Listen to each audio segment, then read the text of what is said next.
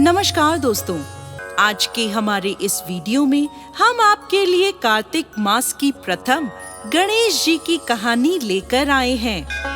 एक समय की बात है, किसी गांव में एक अंधी बुढ़ी माई रहती थी। उसके परिवार में उसका पति, बेटा व बहू थे। वो बहुत गरीब थे। बुढ़ी माई का पति बहुत बीमार रहता था।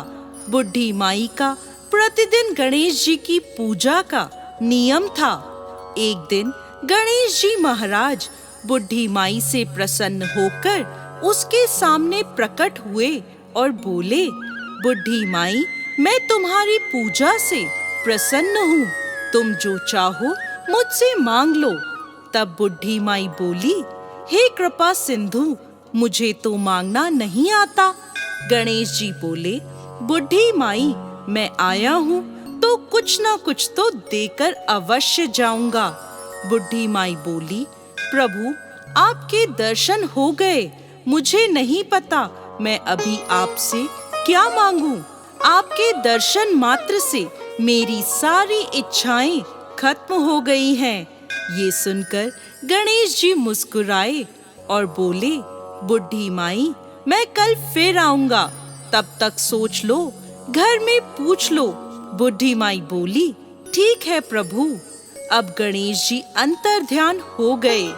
बुढ़ी माई ने अपने बेटे को सारी बात बताई तो बेटा बोला, माँ, धन मांग लो।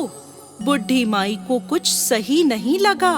उसने बहू से पूछा तो बहू बोली, माँ, पोता मांग लो।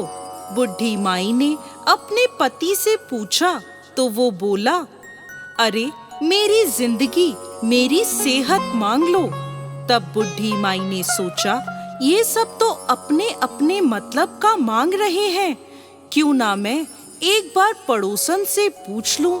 पड़ोसन से पूछा तो वो बोली, बुढ़ी माई, तू क्यों धन मांगे, तू क्यों पोता मांगे, तू अपने लिए दीदा गोड़ा यानी आंखें और घुटने मांग ले। तब बुढ़ी माई घर आकर सोचने लगी, ऐसी चीज मांगनी चाहिए कि बेटा बहू भी खुश हो जाए और अपना भी काम हो जाए। बुढ़ी माई सारी रात सोचती रही। सुबह हुई। बुढ़ी माई रोज की तरह पूजा करने लगी। तभी गणेश जी महाराज प्रकट हुए और कहने लगे, क्यों बुढ़िया, सोच लिया, अब बता क्या मांगती है। तब वह बोली, हे गणेश जी महाराज, दया के सागर, आप ऐसी कृपा करें कि मैं सोने के कटोरे में अपने पोते को दूध पीता देखूं। अमर सुहाग दे दो, निरोगी काया दे दो, सभी को सुख दे दो। तब गणेश जी महाराज बोले, अरे बुढ़िया, तूने तो मुझे ठग लिया। सब कुछ मांग लिया और कहती है मुझे मांगना नहीं आता।